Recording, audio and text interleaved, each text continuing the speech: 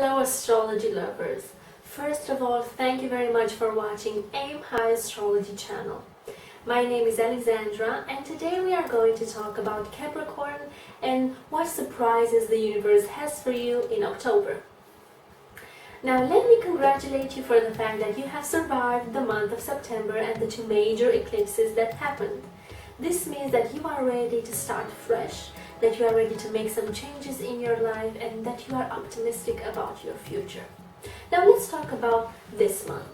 Okay, so on the 9th of the month, Mercury is going to go direct. So if in September you had some misunderstandings at the working place, because Mercury is in Libra and it is triggering your 10th house of career, of working place, of your status as well. So if in September you had some misunderstandings, if you felt that communication wasn't that communication was a little bit limited, now you are going to feel and see that communication is going to be balanced. Communication is going to be more elegant, more diplomatic, more at subject, let's say. Because Mercury in Libra likes things to be balanced, likes art, likes everything that has beauty in it. It doesn't like conflicts, it doesn't like misunderstandings. So you're going to see how you are going to flourish. Because it is in your 10th house, you may encounter possibilities of promotion at the working place, or you can have some ideas at the working place which you are going to share to your colleagues and you are going to be appreciated. Another thing that can happen is for you to travel a short distance trip regarding your work. You can make connections with people that have a higher position than you have, a CEO, or people from a different country or from a different domain than the one you work in, but from which you can gain a lot of information, valuable information, that you are going to appreciate and that you are going to use for your own development. It is an amazing transit. Also, on the 9th, Venus is going to transit in Virgo. This transit is going to happen in your 9th house.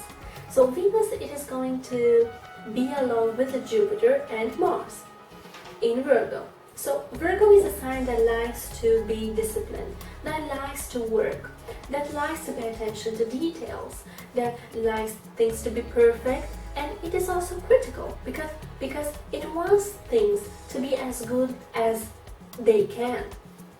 It is also a sign that likes to help others, to take care, to be of service, to nourish. And Venus is a planet that likes beauty, that it is about love. It is about our financial security and what it brings us pleasure. Mars, on the other hand, is the planet that gives us the drive, the energy to fulfill and accomplish what we want, what brings us pleasure. And on the other hand, Jupiter is the one that gives you optimism, that gives you the sense of positive. You are always looking and having a higher perspective of things. There are no boundaries when it comes to Jupiter.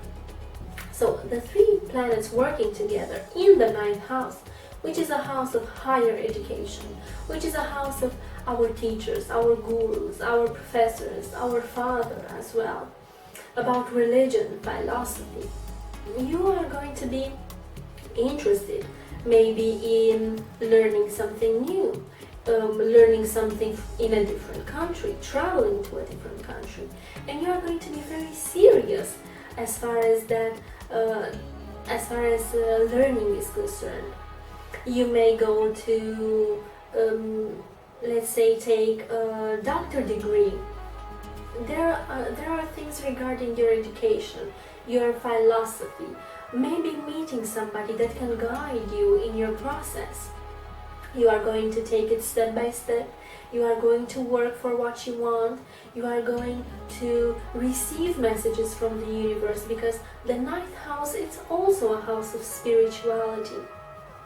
So the connection with the universe, with the divine source, is going to be quite close.